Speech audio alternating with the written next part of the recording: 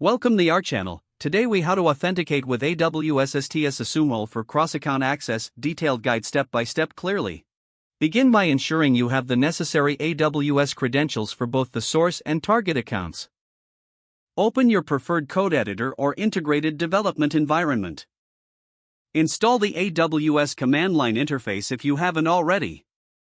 Authenticate your AWS CLI with your source account credentials using the command AWS configure.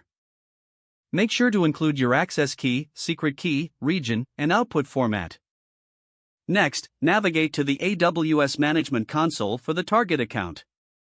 In the target account, create a new IAM role for cross-account access. Define the trust relationship policy for the role. This policy should allow the source account's AWS principal to assume the role.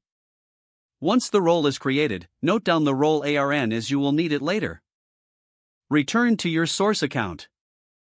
Create a new temporary session with AWS Security Token Service using the assumption of your target role.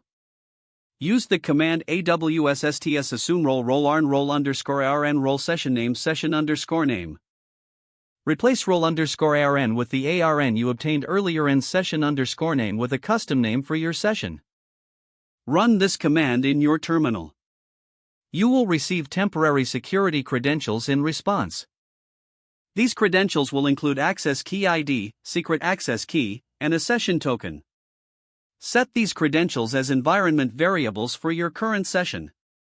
Use the command export AWS underscore access underscore key underscore ID equals access key ID. Also set export AWS underscore secret underscore access underscore key equals secret access key.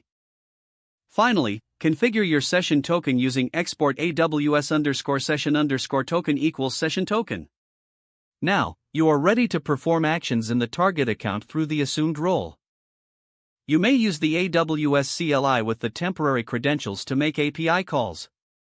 Always remember to manage your permissions carefully to avoid unauthorized access.